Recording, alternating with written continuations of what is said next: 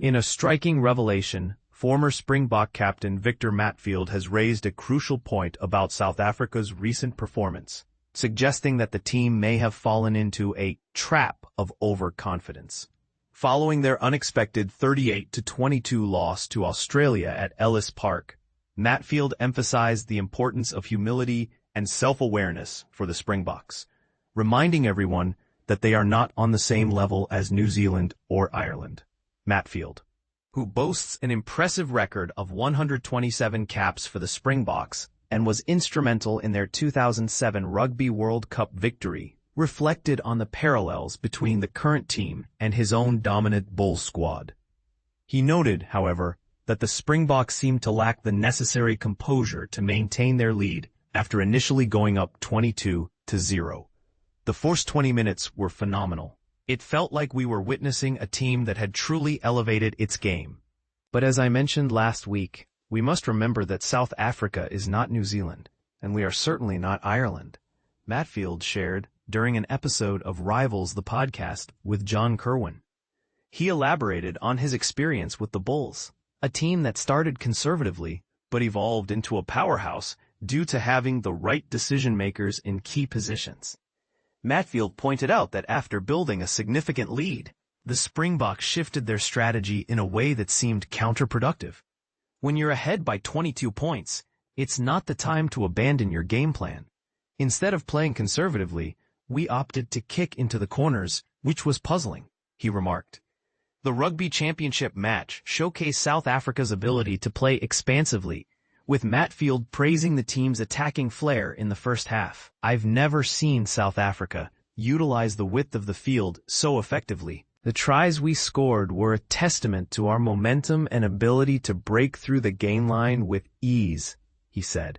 However, Matfield, who also has a passion for cycling, drew an analogy from that sport, stating, "In cycling, there's a saying that you only have a limited number of matches to burn, regardless of your fitness level. As South Africans, we need to be strategic about how we use our opportunities on the field."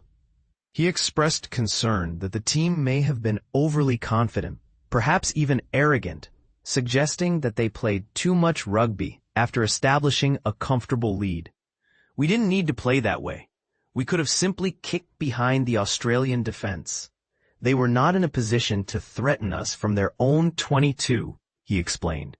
Matfield compared the current Australian team to the Springboks under Rassie Erasmus's early leadership, noting their discipline and ability to capitalize on mistakes.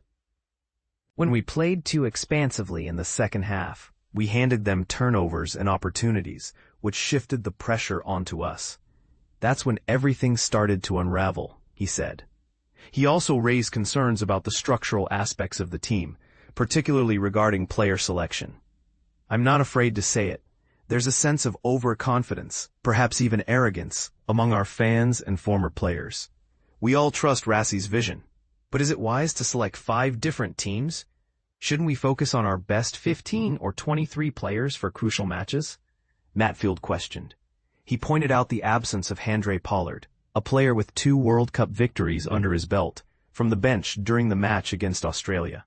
Manny Libbok performed admirably in the first half, but when the pressure mounted, we needed someone like Handré to steady the ship. At 22-12, we were in a position where we didn't need to play risky rugby. Instead, we attempted an intercept pass, which only intensified the pressure on us, he lamented. Matfield acknowledged the importance of developing a squad and giving younger players opportunities, as Rassie has done in the past.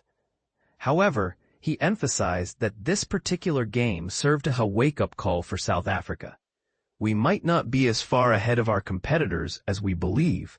It's essential that when we enter significant test matches, we field our strongest lineup, he concluded. So, what do you think?